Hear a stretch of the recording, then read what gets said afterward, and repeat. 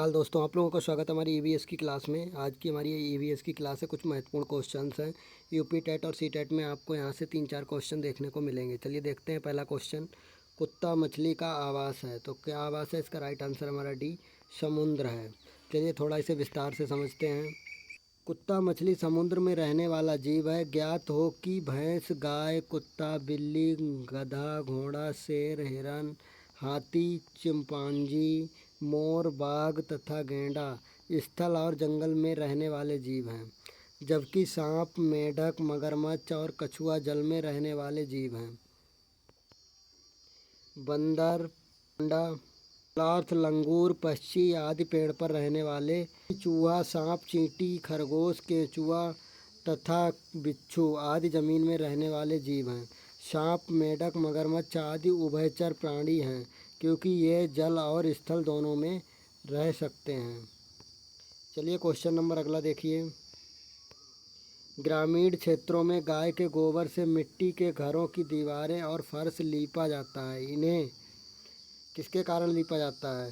फर्श को प्राकृतिक रंग देने के लिए, कीड़ों को दूर रखने के लिए, चिकना और साफ बनाने के लिए, डी, खुरदुरा बनाकर घर्षण बढ़ाने के लिए। तो इसका राइट आंसर है हमारा वी, कीड़ों को दूर रखने के लिए।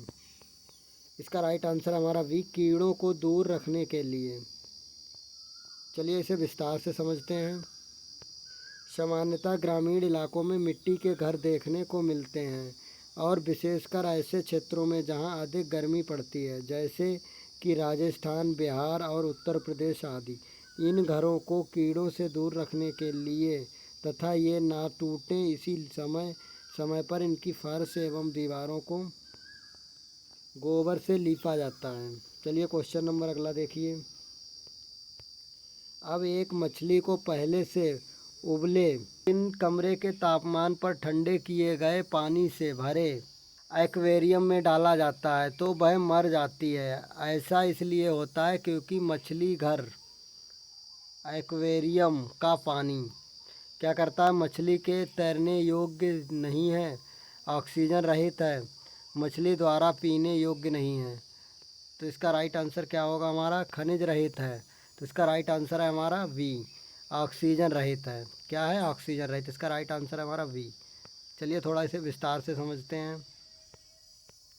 जब एक मछली को पहले से उबले लेकिन कमरे के तापमान पर ठंडे किए गए पानी से भरे एक्वेरियम में डाला जाता है, तो वह मर जाती है। ऐसा इसलिए होता है क्योंकि मछली घर एक्वेरियम का पानी ऑक्सीजन रहित है। ज्ञात हो कि एक्वेरियम में ऑक्सीजन के लिए ऑक्सीजन पंप अलग से लगाया जाता है। क्वेश्चन नंबर अगला देखिए। निम्नलिखित में से लेह और लद्दाख में मकानों की विशेषताएं चुनिए।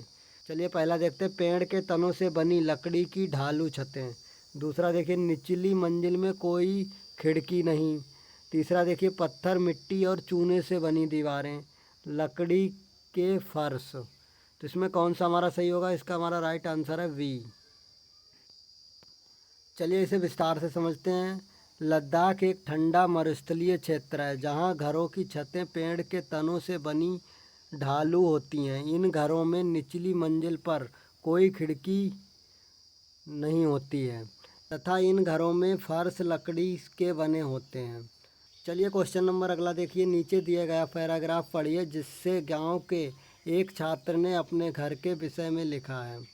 मैं गांव से आया हूं। हमारे गांव में अत्यधिक वर्षा होती है, इसलिए हमारे घर धरती से लगभग 10 से ऊंचाई पर बने होते हैं। इन मजबूत बांस के खंभों पर बनाया जाता है। ये घर अंदर से भी लकड़ी के बने होते हैं। यह गांव होना चाहिए। तो ये कहाँ होना चाहिए? तो इसका राइट आंसर हमारा वी, असम में होना चाहिए। कहाँ होना चाहिए? असम में। प्रश्न में असम राज्य के घरों की विशेषता बताई गई है। ज्ञात हो कि इन क्षेत्रों में अत्यधिक वर्षा के कारण ज़मीन से 10 से 12 फुट या 15 फुट 10 से 15 फुट ऊपर बांस या लकड़ी के घर बनाए जाते हैं। ये बांस के खंभों पर इतने मजबूत होते हैं कि बाढ़ आने पर भी घर का नुकसान नहीं होता है। चलिए क्वेश्चन नंबर अगला देखिए। अपने घर इग्लू का निर्माण बर्फ़ से करते हैं, इसका क्या कारण है? पहला देखिए, बर्फ़ ठंडी हवा और पानी को अंदर नहीं आने देती है। दूसरा देखिए, बर्फ़ की दीवारों के बीच मजबूत हवा अंदर की गर्मी को बाहर जाने से रोकती हैं। तीसरा देखिए, बर्फ़ मुफ्त में मिलती है, अन्य सामग्री अधिक कीमती होती है। चलिए चौथा देखिए, ध्रुवीय क्षेत्रों में केवल बर्फ़ ही उपलब्ध है। तो इसका राइट आंसर है हमारा बी। बर्फ़ की दीवारों के बीच मजबूत हवा अंदर की गर्मी को बाहर जाने से रोकती है। ये राइट आंसर है हमारा बी।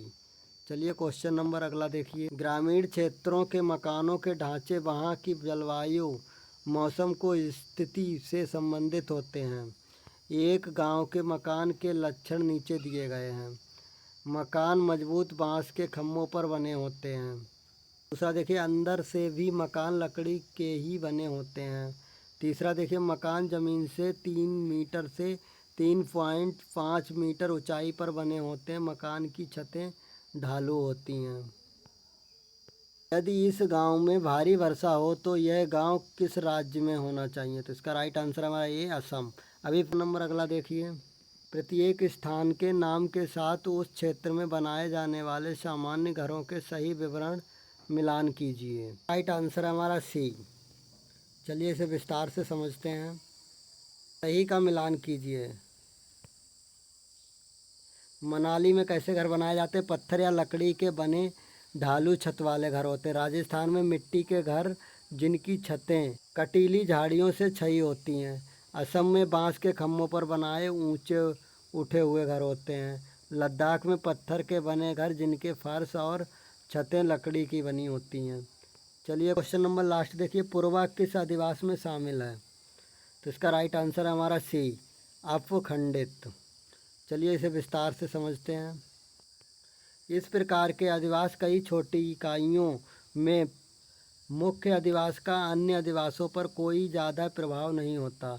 अधिवास का वास्तविक स्थान अंतर करने योग्य नहीं होता तथा मकान एक बड़े क्षेत्र में बिखरे होते हैं जिनके बीच बीच में खेत होते हैं। यह विभाजन सामान्यतः सामाजिक व जातीय कारकों द्वारा प्रभावित होता है। इन मकानों को स्थानीय तौर पर फलियां, पारा, धाना, धानी, नांगलई आदि कहते हैं। यह आदिवासी सामान्यतः पश्चिम बंगाल, पूर्वीय उत्तर प्रदेश, मध्य प्रदेश और तटीय मैदानों में पाए जाते हैं। भौगोलिक रूप से इनके अंतर्गत निचला भाग मैदान, हिमाचल की निचली घाटियाँ और केंद्रीय पठार देश की उच्च भूमियाँ आती हैं। अपखंडित अधिवास में शामिल है। आप लोग बताइए ये हमारा वीडियो कैसा लगा? अच्छा लगा हो तो लाइक करें, अगर आप नए हैं तो हमारे चैनल को सब्सक्राइब करें। वीडियो देखने के लिए धन्यवाद।